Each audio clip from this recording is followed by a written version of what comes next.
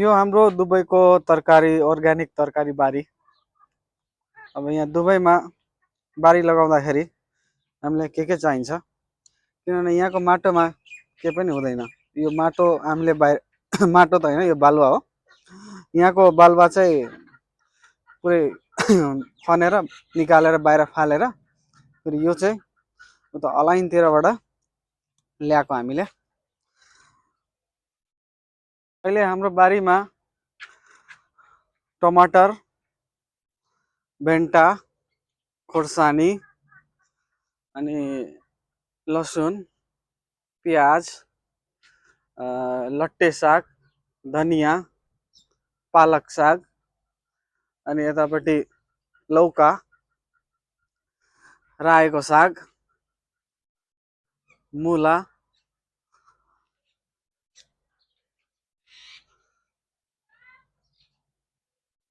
अनि यो पिँडालु यति लाछ हामीले।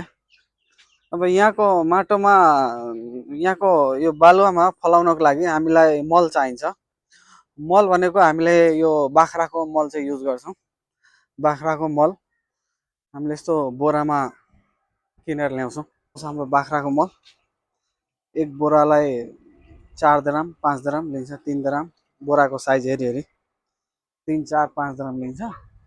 हामीले धेरै ल्यायो भने 20-25 बोरा लियो भने 3 ग्राममा दिन्छ, 2-3 ग्राममा दिन्छ।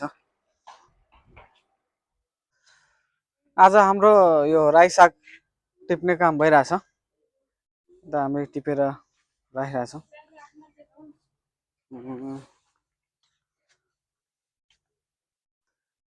यहाँ पनि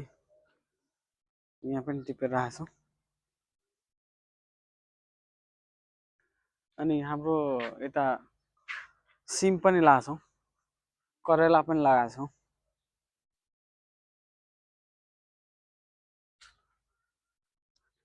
हाम्रो अहिले फल्ने भनेको लौका चाहिँ फलिरहेछ।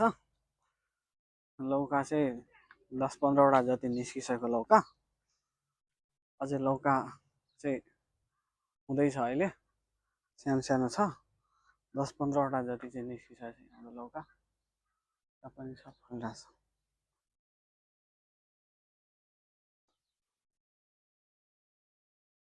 अब 1 हप्तापछि फेरि टिप्ने बेला हुन्छ लौका।